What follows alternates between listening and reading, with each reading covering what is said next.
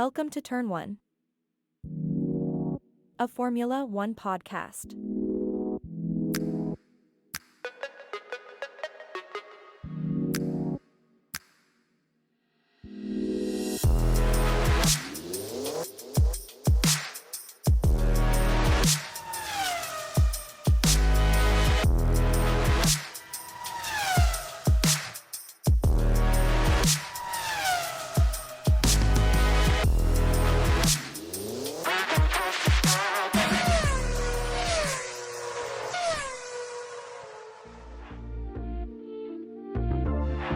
Now entering the grid. Here are your hosts, Thomas and Jeremiah. Welcome to Turn 1, a Formula One podcast. This is episode 7. We are your hosts, Thomas and Jeremiah.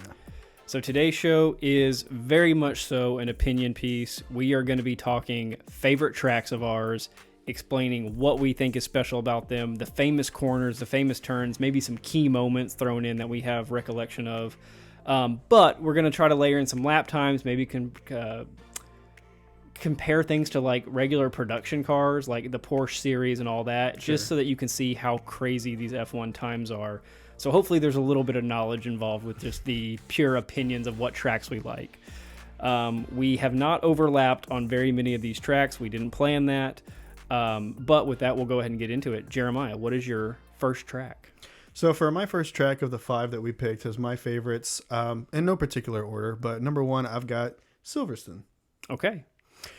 So Silverstone is pretty sweet. My favorite part by far is turns 10 through 14 is what they call maggots and beckets. It's basically the little left, right, quick chicane that's like halfway through the track that's very fluid. Yeah. And the reason I like Silverstone is just because of the fluidity. It's very much if you were to take Lewis Hamilton's driving style and put it on a track, it's definitely Silverstone. Now, it's just a coincidence. It's also his home track. Yeah. But, I mean, it's very fluid. There's nothing harsh about it. It's not very closed in. There's plenty of space for overtaking. It's a very fast track, but also has its moments where it's more slower and technical. I'm a fan of it. Fun facts for you. Logan Sargent actually has the F3 fastest lap record on it. So there's a little American fun for you. Is that foreshadowing this season? We'll see how it goes. I'm hoping. I'll add that if you've ever looked at I'm going to say Silverstone as the Southerners of the UK do, the more pronounced and finessed version of the word. If you look at it on a map, it looks like flat prairie land. It's an old Air Force base. Right. There's, to Jeremiah's point about just being a smooth kind of flowing track, there's not much elevation change. There's a pretty wild chicane in the middle, but only because you take it at high speed. Right. But if you're familiar with golf, it looks like what a links golf course would look like, just flat and grass. Favorite moments of this track is definitely got to be this past year. Granted, I'm a new fan, but I don't think it gets any much better than "Through Goes Hamilton." Just the commentary value alone. One, it was an awesome moment. So if you don't know what he's referring to, who is battling for a position? So it's Sergio and Charles, and they're going back and forth, back at it, and pushing each other off the track. And in this confusion, Charles goes wide because Sergio pushes him wide, and Lewis Hamilton comes up the inside and passes both of them. He's not in the picture at all. No, this is 2022 when they didn't have a competitive car. And he, like Jeremiah said, the commentary on it is the best. Through goes Hamilton. It was like you weren't even expecting that name to be said in that moment. No. Now, granted, like 8 seconds later. Right. But if you stopped the race right after that happened, Hamilton finishes ahead of him. Mercedes didn't have the car figured out. He got passed again, but that moment alone still showed that Lewis Hamilton could navigate two people just dogfighting and just slip right by. Unbelievable stuff. Okay. I'm going to throw the actual next track on our real schedule your way. Jeddah. Ooh. The Saudi Arabian Grand Prix. This track is known for being one of, if not the fastest track on the F1 calendar. They're going full speed, full throttle for approximately 90-something% of the lap. Jeez. And it's essentially a straight down and straight back, but with these quick turns here and there, right? But if you look at the track on a map, it is seriously just like the shape of a pencil, basically. with two big hairpins at either end. My favorite moment from this track is one that never happened. And I mentioned it before, and me and you've talked about it a bunch, but probably the YouTube video from F1 that I've watched the most is the 2021 best lap that never happened. Who did the best lap that never happened? I mean, Max Verstappen. Max Verstappen. So he is trying to catch Lewis Hamilton in qualifying. This isn't even the race. We're in Q3 of qualifying, and Lewis Hamilton threw down a lap time that was essentially said to be unbeatable. It was all purples, every sector. It was up there with the top times that have ever been run on the track. And Max Verstappen starts in sector 1, and no one's really paying a lot of attention to it. Like, they're showing him on the camera when you're watching qualifying, but the commentators are talking about Lewis's time and all this and this. And then around sector 2, they're like, he's flying. Like, he's cooking right now. And when you watch the video on YouTube or wherever, he is coming so close to the wall. It looks like he's hitting the wall every single time, but he's not. Mm-mm. He has the car so perfectly on edge. And that's what I love about this track is it is so tight. You can only ever go 2 cars wide at most. You are going full throttle almost the entire time, and there's no room for mistake with these guys. And they get through it almost mistake-free, except for Verstappen, who slams into the wall in like the last turn of his qualifying lap and loses it. But I'm super excited for this race coming up. I want you to add a clarification to Silverstone because I think we skipped over lap times. Oh, yes. But lap times on the Saudi Arabian Jeddah Corniche circuit, Lewis Hamilton holds the record set in 2021 at a minute 30.734. So minute 37.34. If you go look at like production cars, and I'm saying like a Porsche 911, 2 minutes, 3 seconds. 33 seconds more.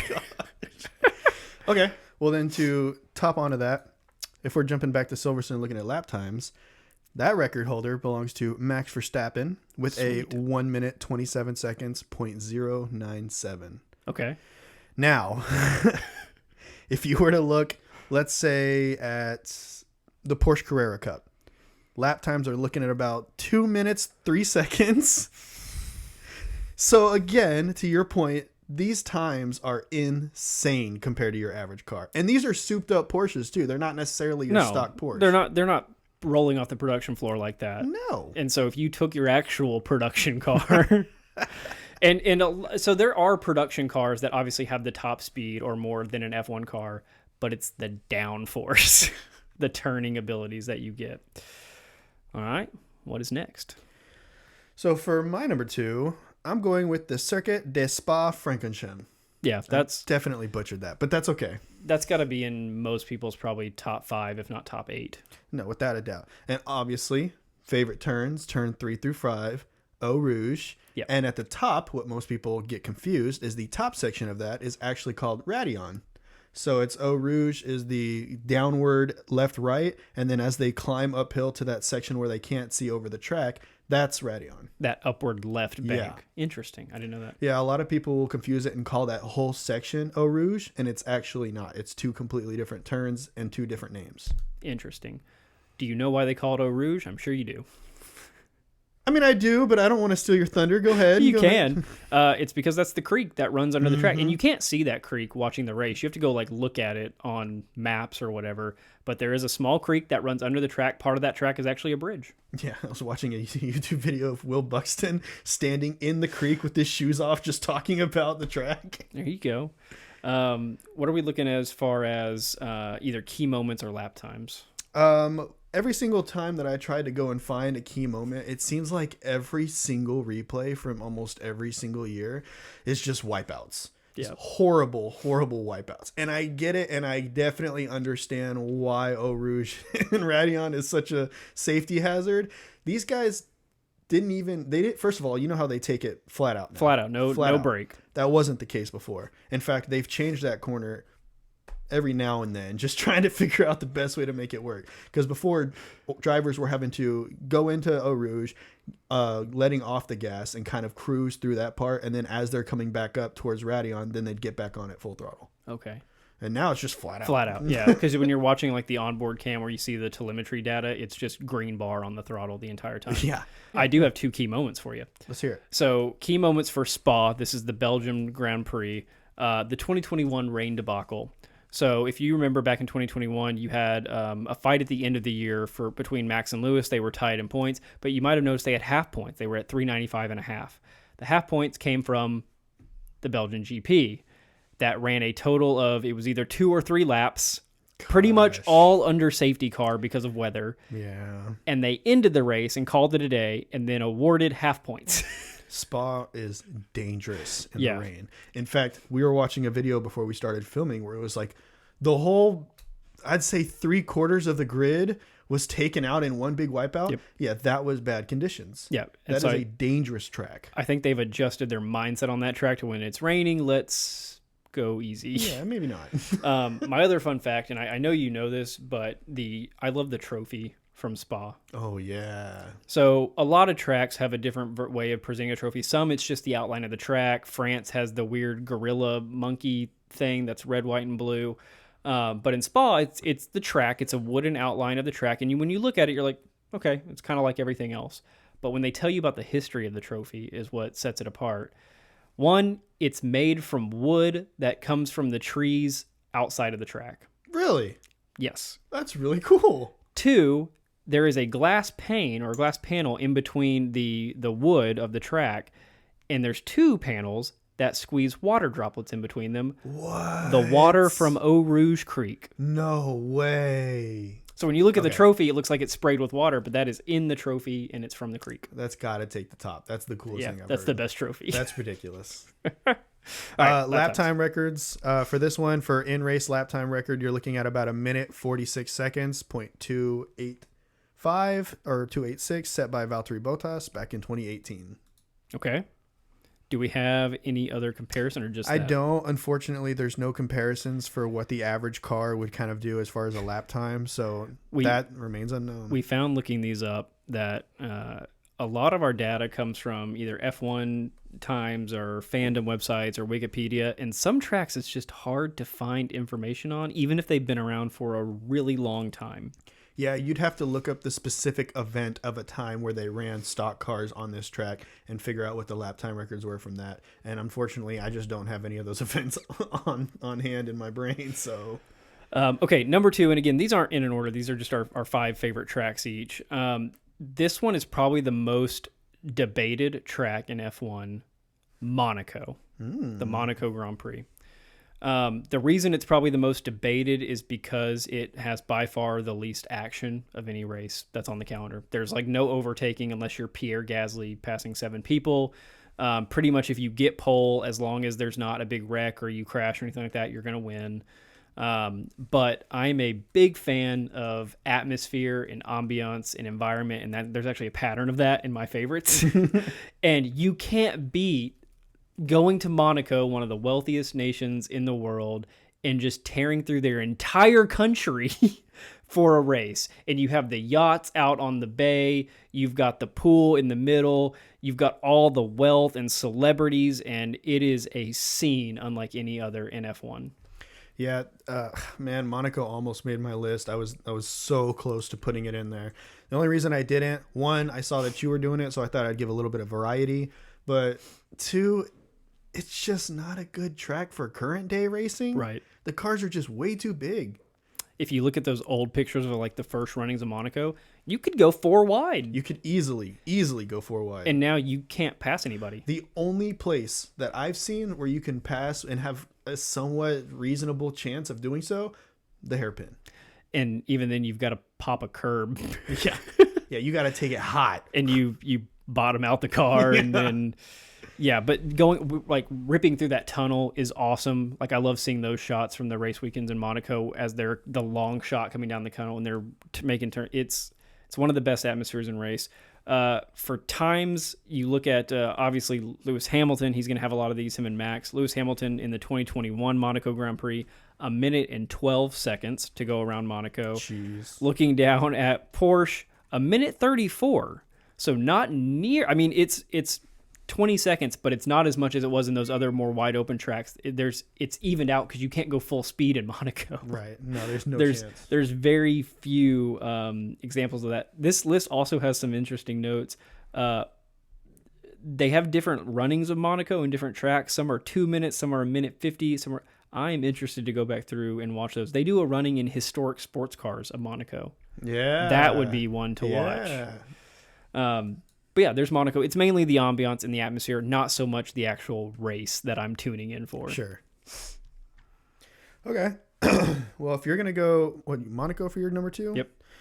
I'm going to go with my number 3 as the Temple of Speed. It's a great Monza. name. Great name. Or more professionally known, if you want to get specific, the Autodromo Nacional di Monza. Again, I'm sorry. Yeah. And this is the Italian Grand Prix. Yeah. Well, yeah. It's the Italian Grand Prix. Right. Now it did change. There was a time where Monza went out and in came Imola to kind of fill that spot, but then it was back to Monza as Italy. Monza is pretty sweet because that is in 2020 where Pierre Gasly took that AlphaTauri to the number 1 spot. His only race win. And you know what? In the not back marker at the time, I think they were middle of the pack car at that point. AlphaTauri, man. Yeah. You had a couple DNFs ahead of him, which helped, but to win a race is no small feat. And Monza is a track that it's not very technical, but you are supposed to have a fast car. You have to. And the AlphaTauri wasn't a powerful beast at the time. No, not a chance. You got to give it to Pierre Gasly on that one. Lap time record, you're looking at 1 minute and 21 seconds. Okay. 0.046. Okay.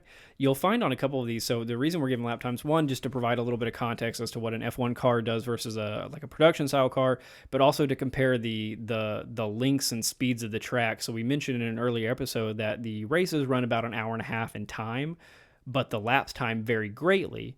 And so you'll notice that a lot of these times that we're mentioning are somewhere in the 120 to 140 range. Yeah. But there's a couple of outliers. Your outliers are Spa, very long track. Yeah. I'm going to get to one in a minute that is also really short. And so that kind of gives you an idea of that. It's kind of like baseball almost. Every field is different. Oh, sure. Favorite turn? Definitely. Turn 1. Okay, yeah. The chicane. Not the Parabolica. No, I almost picked the Parabolica because if you're looking at what the track used to be, there used to be like way more to Monza, like way more. I mean, they cut out a bunch. What key feature do they cut out of Monza? The oval? In the big banked. Oh yeah, the big banked that turn. was unfortunate because for us coming into the sport last year, we haven't seen a massive bank like something like that where they've tried in the past. And granted, that's because of the safety problems that were with those banks. But the safety of the cars is way better now. So yeah. I kind of want to see more banks, man. If you're watching the race at Monza this year, take a peek at the I don't know what the turn is called, but there's a turn where there's bleachers that run off into the woods. The bleachers actually sit right on top of and in front of the old bank turn. It's still there. You can still see it clear as day, but they've separated the track from it off to the left side now, and it's offset. Yeah, and they'd have to completely resurface that if they wanted to bring it back, add some structure to it. And we'll get to more bank turns in a second. Okay, number 3 on my list, Austria, also known as the Red Bull Ring. Can you pronounce what it used to be called? No, the Osterreichring. Every race they start it by having that F1 graphic on the screen that says the year and the full name of the race, and I can't pronounce 90% of those. No, we're gonna give it our best shot. They're really hard, but it's the Red Bull Ring because Red Bull is an Austrian company. That's why this is also considered one of Max's home race. This is the Red Bull home race as a team, as a constructor. Right. Even though their operations are based out of the UK. The sole reason I love this track, well, I'll give two. The two reasons I love this track. One, pure speed. Going back to the reason I picked Jeddah, you're flat out for 80-something% of this track. It is very short. You're talking top lap times in the 50-second something range, and I'll have that in a second. But it's the atmosphere, especially when Red Bull is good. In the past couple years, Red Bull is good, and Max is there. And we've talked about the closeness of Europe, but Austria is fairly close to the Netherlands. Yeah. And so all of the Dutch fans go to Austria. Just make their way. And so whenever they start the race, especially last year, I recorded it and showed it to several people, including my dad, who thought it was awesome. it's just orange smoke everywhere. The Orange Army is deep, man.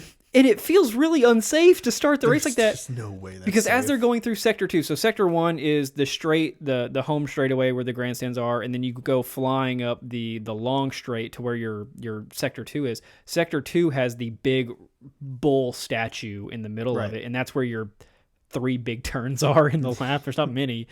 That part was blanketed in orange smoke, and literally you would see the drivers, boom, like come out of the smoke. And I'm like, you can't see 5 feet in front of you. But it's awesome. There's no way they let them do that again. They've got to. What are they going to do? Stop them? Start it before the race starts. I just love watching on TV. It is just orange smoke blanketing a track. And then you hear in the crowd Super Max playing. Max, all the fans Super jumping Max, around. Max. That's why I love Austria. I did find the fastest lap time. It's actually slower than I thought. 2020 Carlos Sainz 1 minute and 5 seconds. Really? So we're still like 20 to 30 seconds faster than the other lap times. That's why the Red Bull Ring runs like 77 laps. They go through them quick. But yeah, 1 minute and 5 seconds on that one. All right. Hey everyone, Thomas here, co-host of the Turn 1 podcast. If you're currently listening to this episode, awesome, thank you. You can also find us on YouTube, Instagram, and TikTok at Turn 1 Podcast. We will be posting full-length episodes, highlights, and clips on those 3 channels. You can also find us on Twitter at TRN1 Podcast, as well as Facebook, Turn 1. Finally, we have an email set up for everyone, trn1podcast@gmail.com. Please feel free to send us any comments, suggestions, or questions you might have. Just like the podcast, we are looking to grow and learn and become even bigger fans of the sport of Formula One. With that, we'll get back to it. So for my, what is this, number 4 now? Yeah. I went with Singapore, or better yet known as the Marina Bay Street Circuit. So the reason I picked Singapore, the same reason you picked Jeddah, enclosed. There is no runoff area. I mean, it is wall, and you are going through it. It's a very narrow track, very technical track, and they are flying down this track.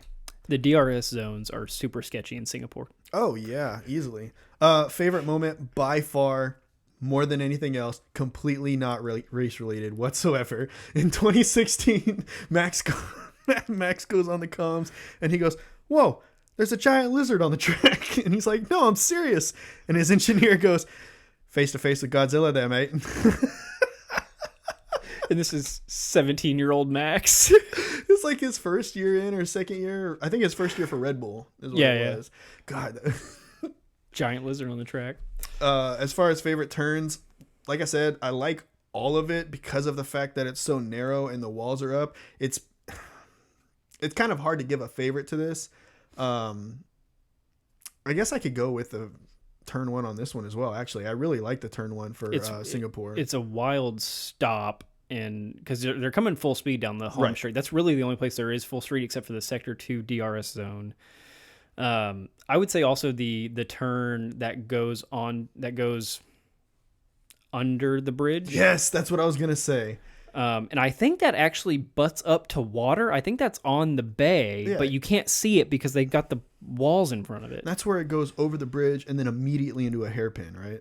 No, that's the other one. That's over the bridge. I'm talking about the under the bridge. Ooh. Singapore has both.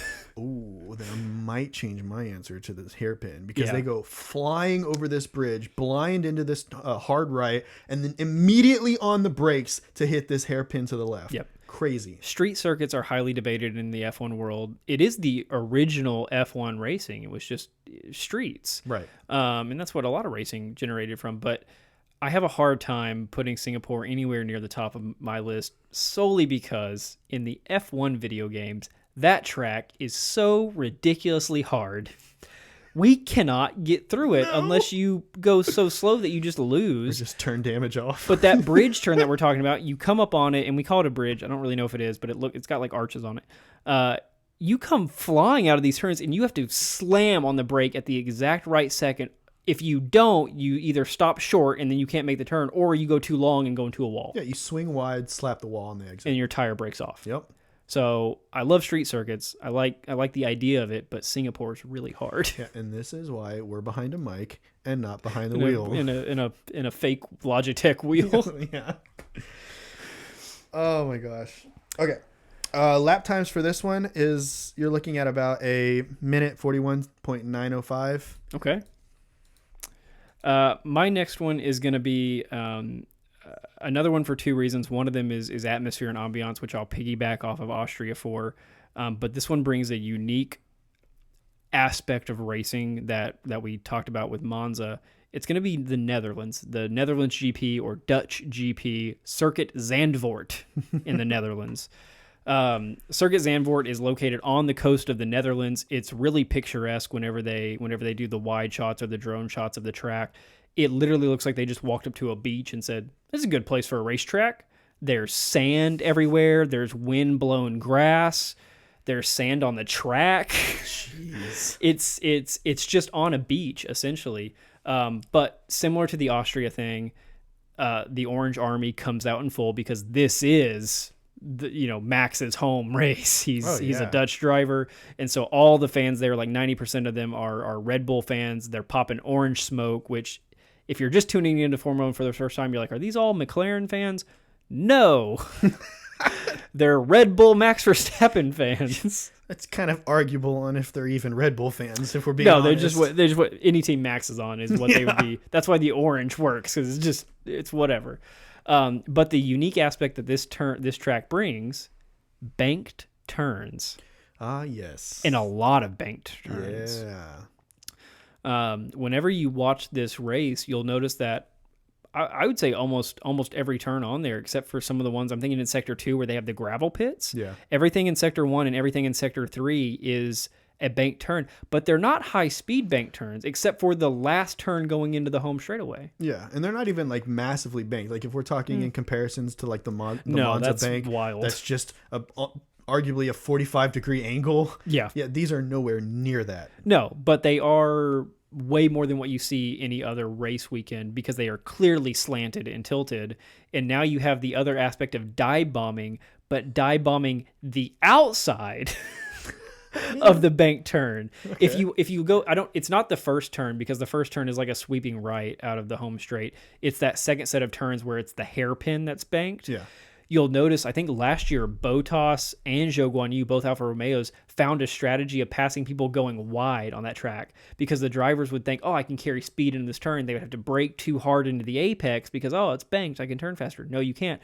Bottas and Zhou Guanyu would carry speed around the outside. Just full send on the outside. And go full send. So, yeah, that's why I like the Netherlands. It's atmosphere and it's the banked turns, which again they should bring back to a lot of tracks. And it's one of Max's 50 home Grand Prix.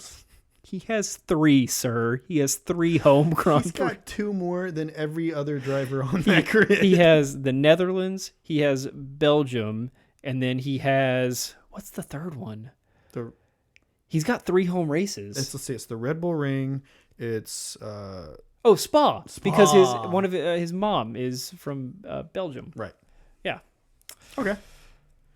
Not bad. Last one. All right. So for my last pick, granted, like I said, these are not in any kind of specific order, but I'm going with COTA. That is the Circuit of the Americas. He is an American homer through and through. Okay, but I have reasons. So when they were building COTA, they actually used a lot of different ideas from other tracks. Like I'll give you one example. Turns 2 through 5, maybe 3 through 5. That's all ripped straight out of Silverstone. That's the chicane that I was telling you about. It's basically a rip of Maggots and Beckett's. Yep. And I love it. I love every second of it. This track, I don't know. A part of it is the atmosphere because at one point it was the American Grand Prix. It still is the American Grand Prix, right. But now there's 2 others. Right. But when you're looking at this, like I said, the atmosphere is huge. The track is wide. There's plenty of possibilities for overtaking. And I love how fluid they built this track. Like I said, the rip on Maggots and Beckett's. So it's got that left, right. It's got these long winding straights. And then a very technical side as you get towards turns 12, 13, 14, 15, and 16. I love this track. Whenever we started, because the first thing that we did was watch Drive to Survive, and I got you into the video games. We've been over that. But whenever we started doing CODA in the F1 video games, we both said at similar times, it's like they took an aspect of every track in Formula One and It's like they pieced took it together. The best aspects of every Yeah, track. they have straightaways, they have legit DRS zones, they have legit chicanes, they have sweeping turns, hairpin turns. It's every aspect you can list to build an F1 track. They made it work. Now, it might be overkill in the eyes of a lot of Europeans, as I'm seeing. There's not one unique special. No, I'll tell you what the unique special trait is the giant Texas flag plastered in the middle of it, baby. Granted, I might be biased. A little bit. I will say, so turn one, as they're coming up the grandstands, that track goes way higher in elevation than you think. So Really? have you seen the picture standing from like the pit wall looking up? No. It's like looking up a mountain. Really? Yeah, turn one is elevated up, and then they hairpin and go And then down. go down, yeah. So it okay. goes up the side of a hill. It is way taller than you think it is. The other thing that Jeremiah mentioned, it has the giant Texas flag plastered on it. They ripped off the French Grand Prix track a little bit with the colored borders and shaded, but it does look really good. It does. When they show the wide aerial shots of the track, it looks purpose-built for being the Texas or American Grand Prix. Yeah. Favorite moment, by far, 2015, Lewis Hamilton beats Nico Rosberg. Lewis Hamilton then goes into the cool-down room with Nico sitting in a chair. Lewis tosses the number 2 hat for second place over to Nico. Nico looks at it in disgust, looks back at Lewis, chunks the hat back at him. He did beat him in equal machinery, fair. In 2016. But in 2015, he was a little hot-headed. He was just done with it. Well, what happened is he ended up having a bad rear wheel. Jeez. That's a tough one. Rear wheel lockout that caused him to lose a bunch of time, go off the track. Lewis takes the lead, and at that point, Nico cannot recover. Frustrated, had a chance to beat Lewis, couldn't get it done. All happening in the American GP. Oh, yeah. How long until an American wins the American GP? We're going to be here forever. Sargent's got 3 chances. Little fun comparison for you. Okay. So CODA actually gives us the opportunity to see what the NASCAR times are. They run a lot of different race events at CODA. They run a lot. So check this out. This is pretty sweet. If you're looking at the NASCAR Cup Series, you're looking at the fastest lap ever produced by a NASCAR Cup car, 2 minutes, 13 seconds, .177. This is the top racing in the U.S. Yeah. Yeah. Now you scroll all the way to the top. F1 set by Charles Leclerc in 2019, 1 minute, 36.169. Yeah. So you're looking at the jump in these times. It's not comparable. I mean, we're talking about what is that? 40 seconds? Yeah. That is a dramatic. Can you imagine if 2 cars, same team in F1, just watch both of them run a lap, but one is 40 seconds slower in their lap time? The drastic difference between the two. That's a long time to just sit and wait. And there isn't really a correlation between like, oh, if a track is more flat out, it's going to be dominated by a production car, an F1 car. If there's more turns, because you look at a track like Monaco where it's all turning, you would think, oh, the F1 car is clearly going to be superior there. But because you can't get up to full speed, everyone's kind of going the same speed around the turns. Right. You have to have a good mix of flat out full speed and then braking and accelerating in and out of turns in order to really see that difference. And like we mentioned with CODA, it has so many different race elements in it, so many straightaways and turns. The difference is really exaggerated. I would be really interested to watch an onboard of a, say, stock car and then Charles Leclerc's F1 track, F1 lap record. Against my Ram 1500. Yeah, okay. I can be sub 4 minutes. I wonder if you can pay money to run your vehicle on that track. You've got to be able to. I mean, it's only, 3.5 hours from us? 4 hours? Yeah.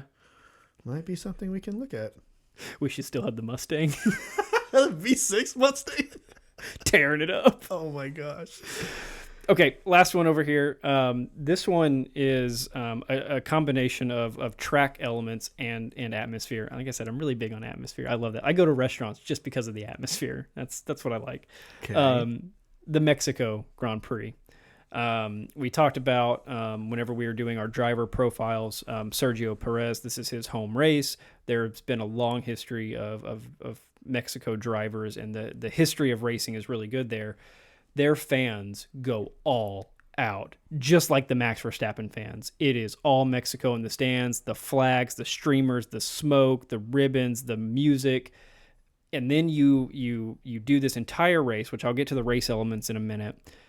One of the last turns as you're approaching the finish line, you go through a stadium.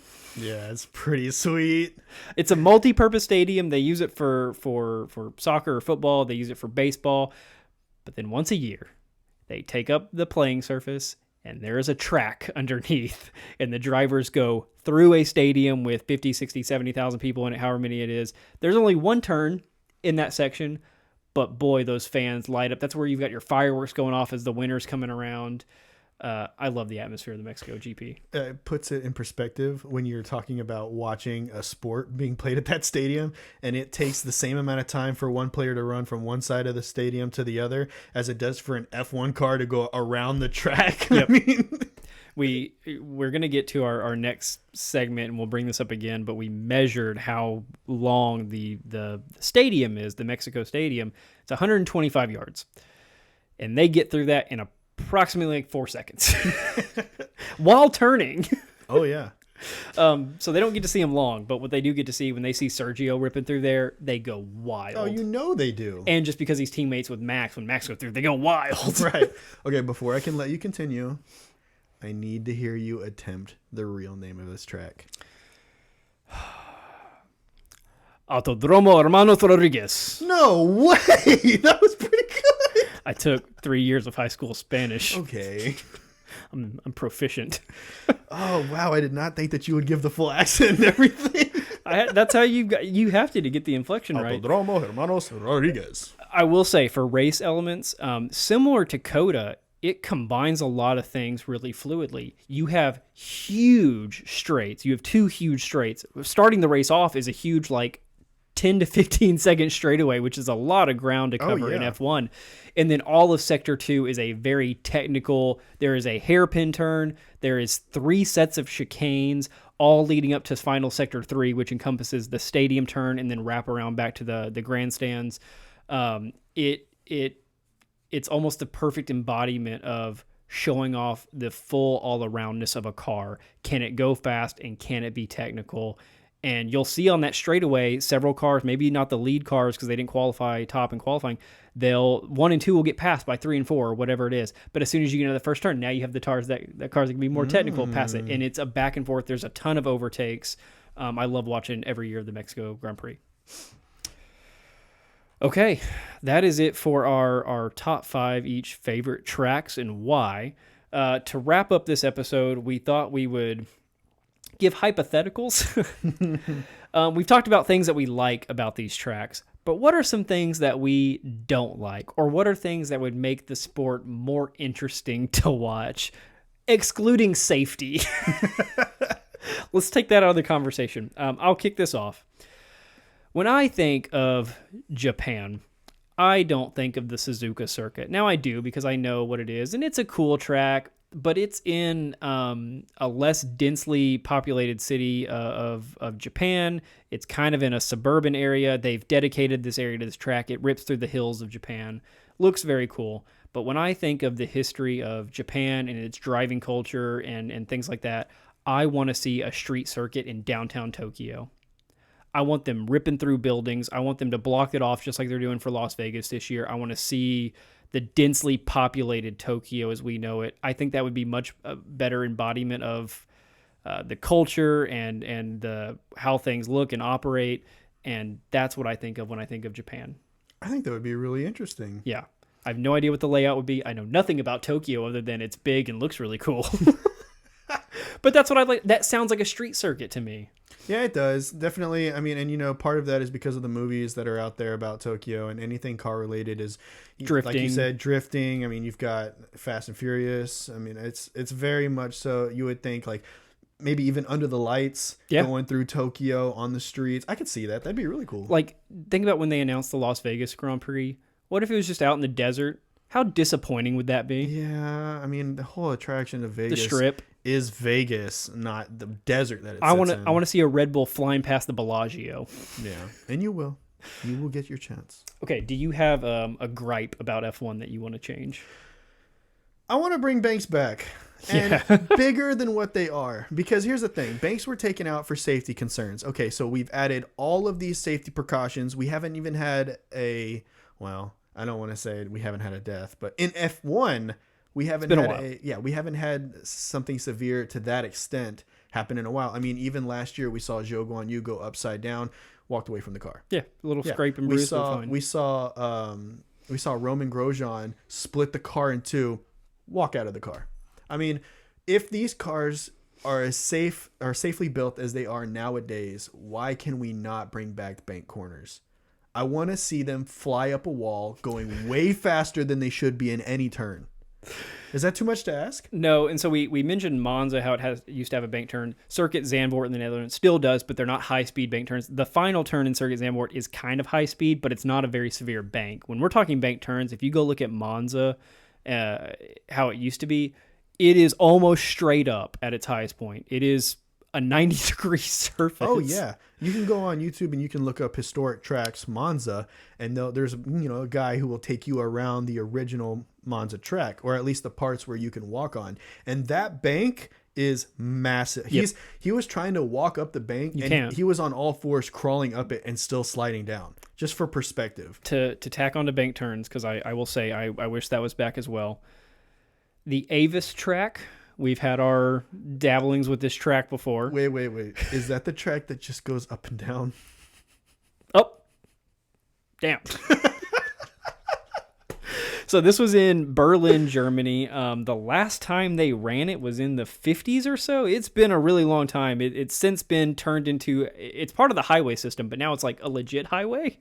It's clearly not a racetrack anymore. They actually took out one of the turns at the end, which they made into the feeder roads. But go look up the Avis track. It's AVUS. It's an acronym, but it's in Berlin. It is a straight down and straight back, only two hairpin turns at either end. The furthest away hairpin turn is a regular flat turn. So you have to slow down, you enter that, and you go around it. But as you're coming back towards where the finish line or start line is, it is the biggest, wildest sweeping bank turn that you are supposed to take at almost full speed. Yes. And you are going full speed again because it's like 3 or 4 miles in one direction and then back. So you've got a lot of time to get up and go with that car. That would be really sweet. I don't know what overtakes would look like, because there'd be 2 DRS zones, and the DRS is just open for 50% of the track. No, it'd be open for like 90% of the track. No, I mean like, oh yeah, I guess only the 2 turns would not. Looking at it in that perspective, yeah, it would be like 90%. Yeah. That brings me into my next one. Similar to the Avis track, I would like once a year for there to be a track laid out like that. It can't be that one because they've incorporated that into the Autobahn. But once a year, have a track that is pure speed dominated. The reason I say this is because every year we say, oh, this is the fastest car, this is the fastest car. But you never really know because every racetrack has its technical aspects to it. And so you can never really see who's flat out in a straight line, who's the best. What I think this brings strategically to F1 is now teams have to build their car or have an upgrade package or have a way to do the car setup. So the ride heights, the suspension, the aero package, the tires, whatever it is. They have to know that one race that year, they have to roll out a car that has to be top speed only. Jeez, no downforce, just full speed. Yeah. And not only do I want to see what the cars can do, I want to see how fast they can go, but think of the strategic elements they have to think at the factory building that car for the year. They now have to know one race this year, this car can't be weighed down by the downforce package that suits 90% of the other tracks just fine.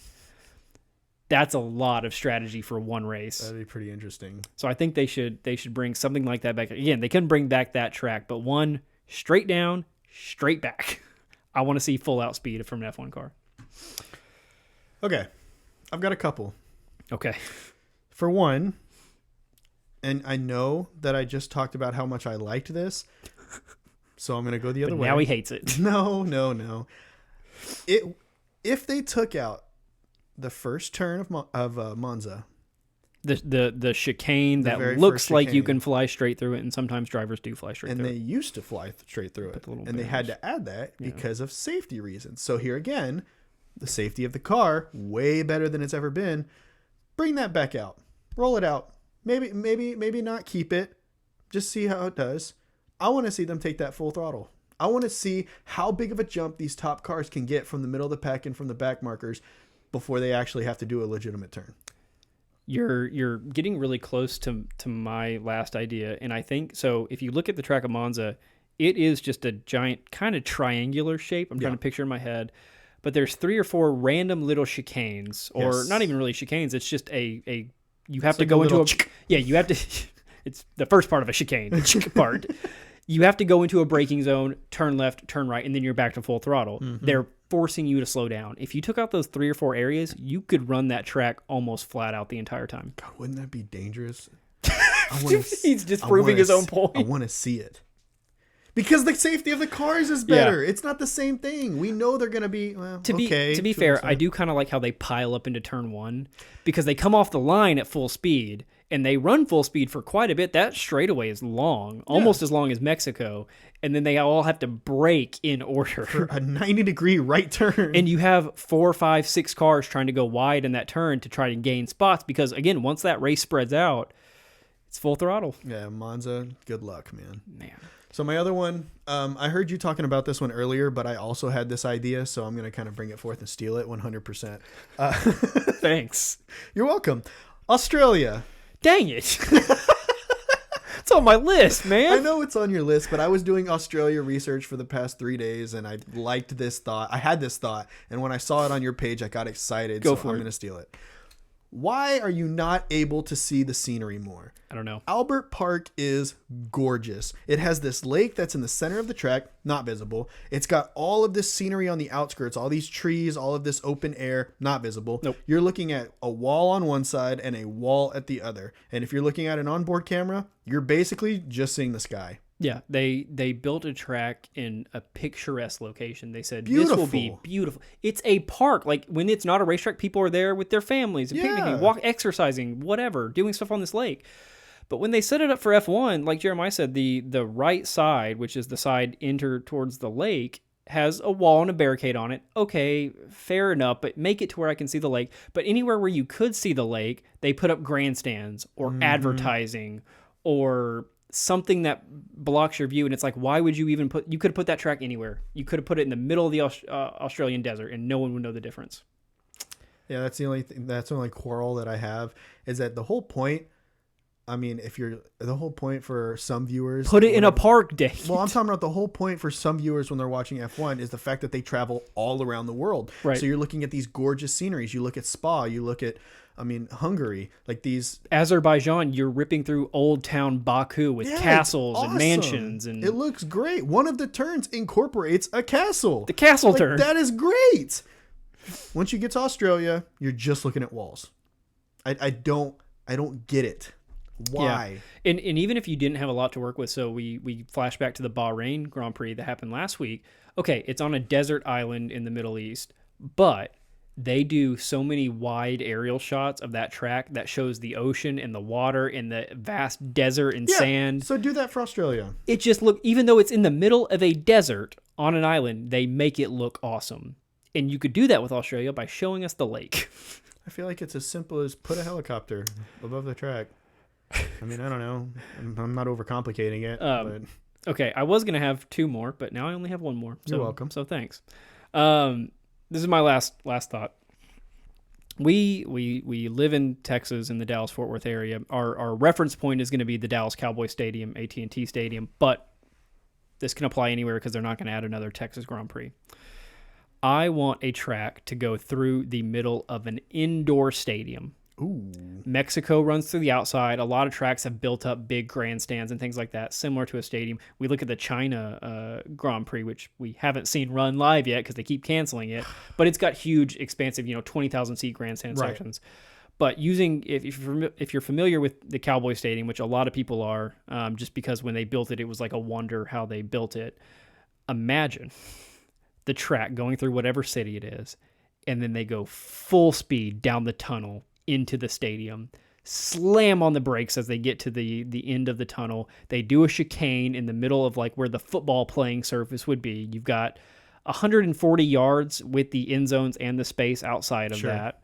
Because the football field itself is 100, the end zones are 10, so you're at 120, then you've got some extra. So you're a little bit larger than the Mexico area, so you can do a little bit more crazy of a chicane, and then full speed out that next tunnel back onto the actual track. That would be sweet. And another aspect to that would just completely change things.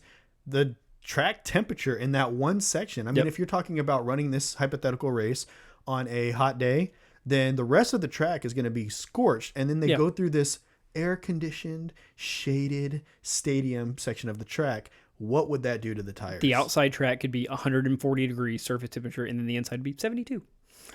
Wow. How would you even account for that? We're talking about slamming on the brakes coming in from full speed. But I just picture 100,000 people watching one turn of a race. And you'd have to make it a turn that would be overtake possible or capable. Right. Because that they would erupt and go crazy in that 8 seconds. If you were in the middle of that stadium right as an overtake was going on, I would lose my mind. Yeah. That would be so cool. They could show awesome. They could show it on the big TVs at the top of the stadium where they show like the games playing. Yeah. Do you know where they missed this chance?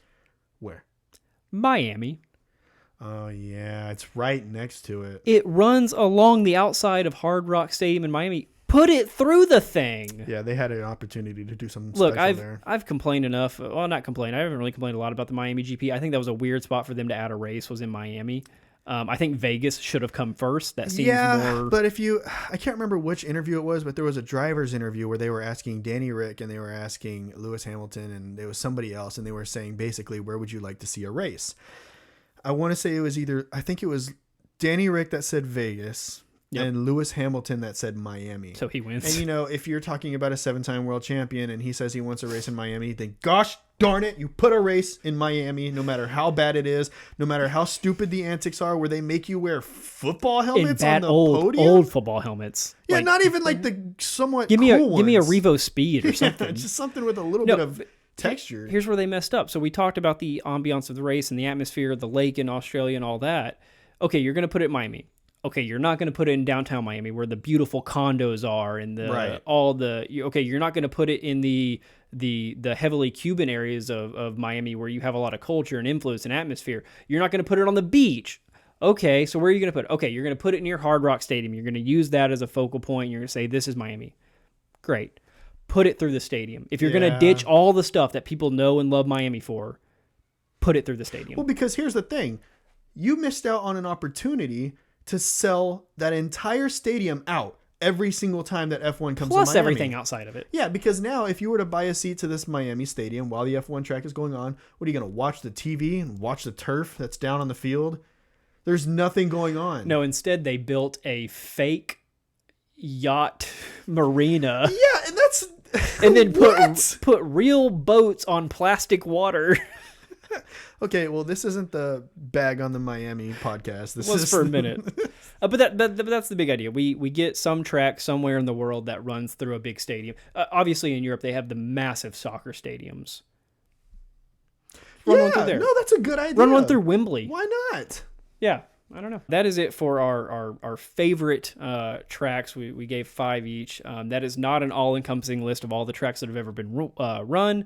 At some point down the line, we will do kind of a full breakdown of every track with some more technical information, but we wanted to have fun with this, and we wanted to share some of our favorite things that you could look forward to while you're watching the F1 races. You'll notice now the turns of Eau Rouge, and you'll notice the Parabolica and Monza and the first chicane. At Circuit Zandvoort, you'll notice the orange smoke and the bank turns. Mm-hmm. And so all of these are kind of favorite aspects of ours. And then you'll start noticing Jeremiah's gripes with Australia and not having bank turns. Yeah, just watch. Watch the next time we see an Australian Grand Prix. I guarantee you won't even know there's a lake in the middle of the track. As always, we thank you for the support and the watches and listens. If you can, follow us on YouTube, TikTok, and Instagram. We are at Turn One Podcast on all 3 of those sites. We definitely appreciate all the feedback that we've gotten so far. But with that, we'll see you. Bye, guys.